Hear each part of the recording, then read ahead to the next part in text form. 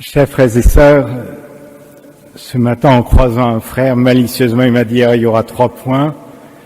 Le Père, le Fils et le Saint-Esprit, c'est facile. Hein. Mais en fait aujourd'hui, je vais essayer de vous... Il y aura effectivement 3 points dans cette homélie, mais ça sera plutôt le premier point, ça serait sur les relations entre les personnes divines, les relations en Dieu. Le deuxième, c'est nos relations avec Dieu. Et le troisième, donc les relations entre nous.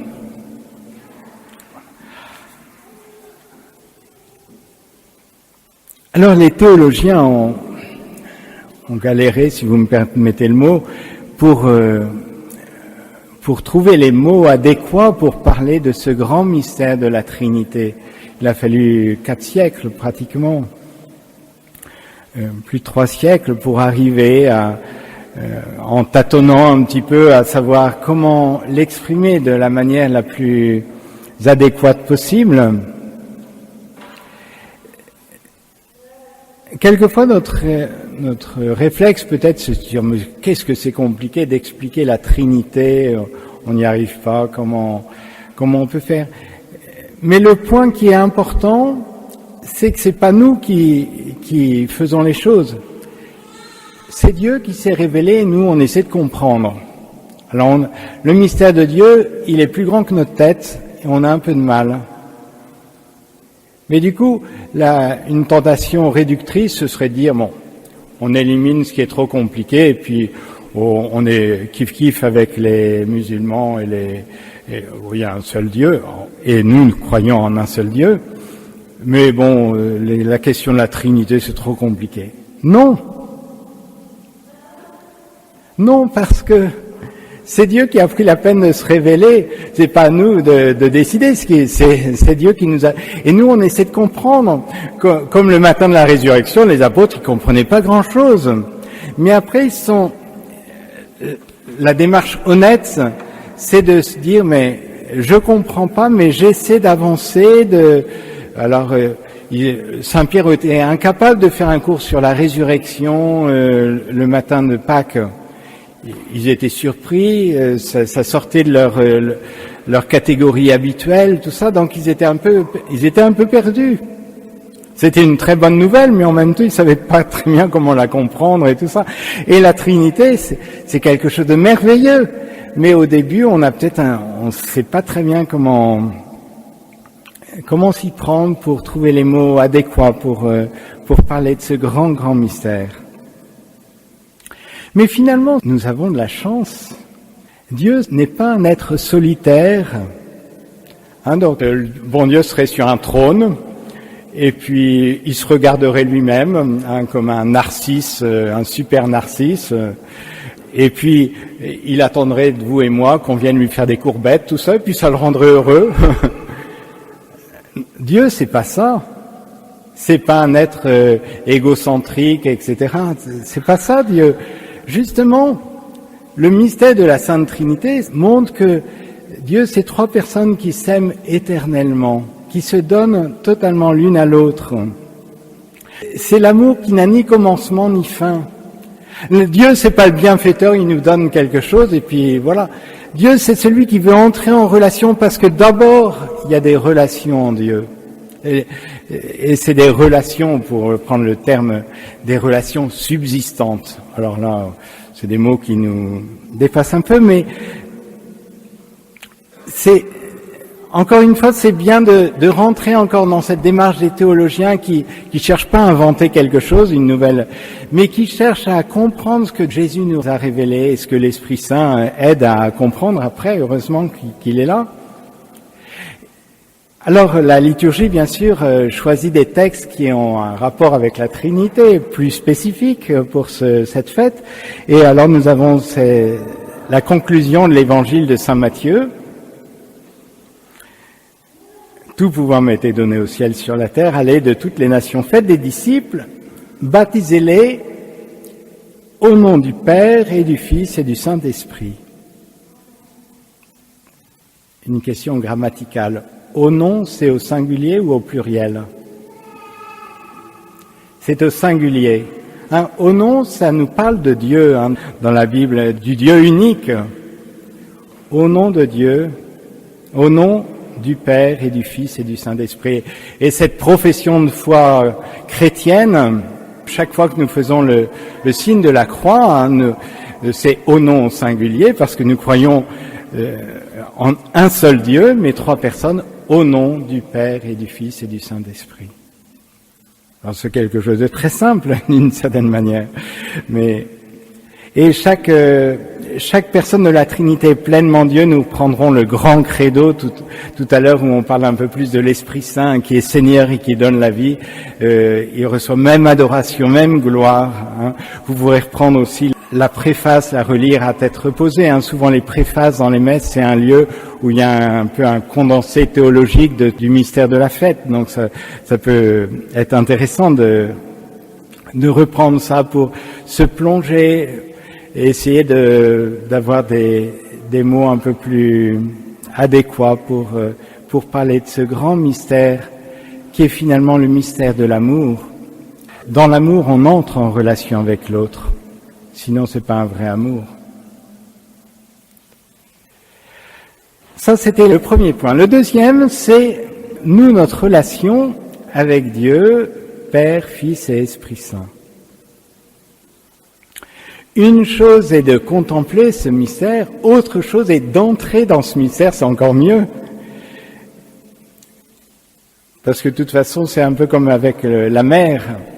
On ne fait pas rentrer la mer en nous, mais nous, on peut se plonger dans la mer. Et c'est un peu la même chose avec la Trinité. On ne fait pas rentrer en nous dans notre petite tête. Mais en revanche, nous sommes appelés par grâce à entrer dans ce mystère d'amour de Dieu. C'est la grâce du baptême d'abord, qui fait qu'on n'est plus un étranger à ce mystère de Dieu. C'est la deuxième lettre qui nous est donnée, c'est « Vous avez reçu un esprit qui fait de vous des fils, et vous pouvez dire « Abba », c'est-à-dire « Père ». C'est l'Esprit Saint lui-même qui atteste à notre esprit que nous sommes enfants de Dieu.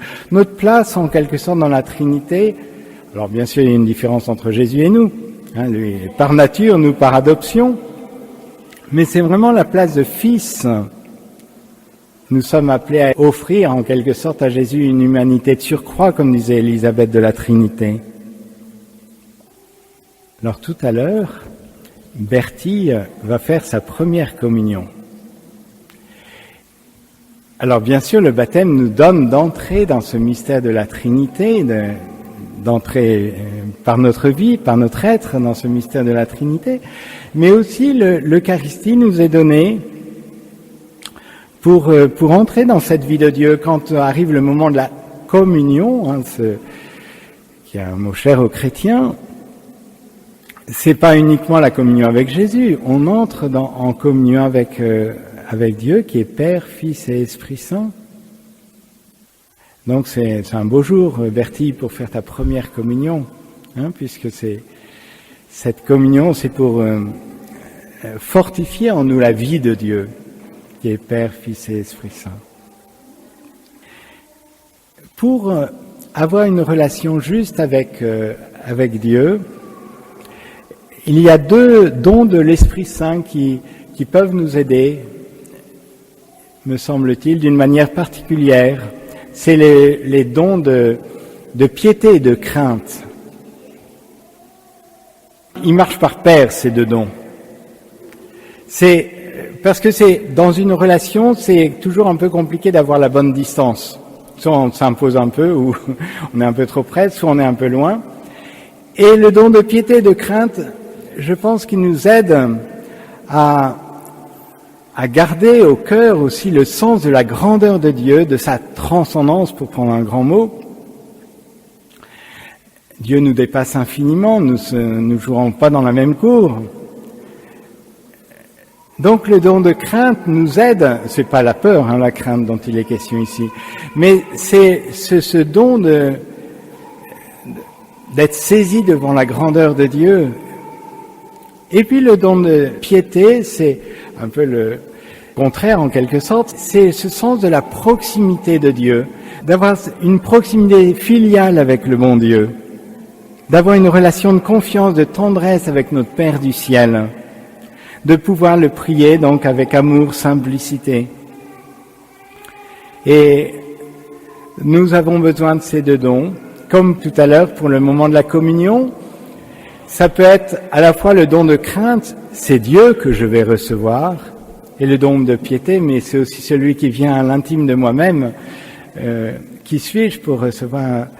Donc, ça nous aide peut-être à mieux vivre notre relation avec Dieu.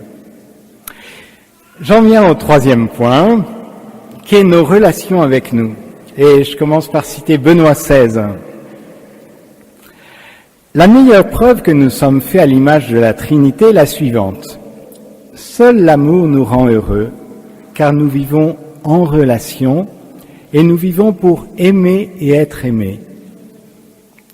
Reprenant une analogie suggérée par la biologie, nous pourrions dire que l'être humain porte dans son propre génome l'empreinte profonde de la Trinité, de Dieu amour. Dans cette perspective, l'égoïsme ou l'égocentrisme, c'est pas simplement le fait de pas s'occuper des autres, c'est aussi quelque part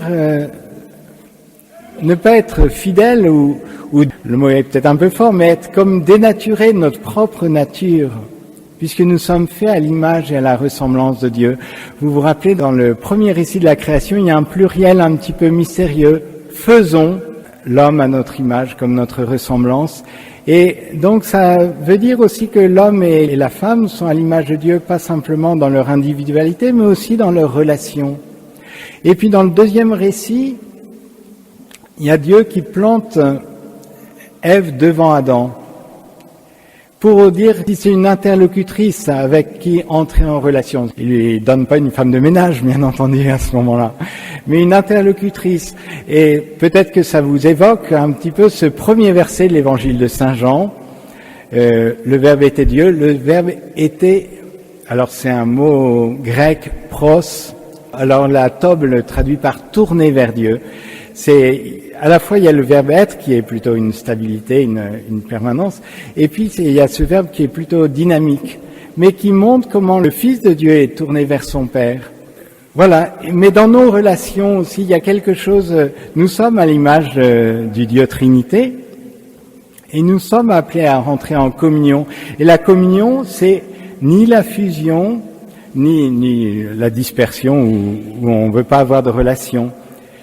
Et je pense que cette grande fête de la Trinité, c'est une fête qui nous invite à entrer davantage dans la relation avec les autres. Bon, on fait bien nos affaires, etc. On est dans le faire. Mais notre vocation plus profonde, c'est pas tellement d'être dans le faire, c'est d'être dans la relation. Et il ne faut pas s'étonner si Satan prend un malin plaisir, si vous me permettez l'expression, à détruire les relations. Quand il peut détruire les relations, il se frotte les mains. Parce que c'est par là qu'on est le plus à l'image de Dieu.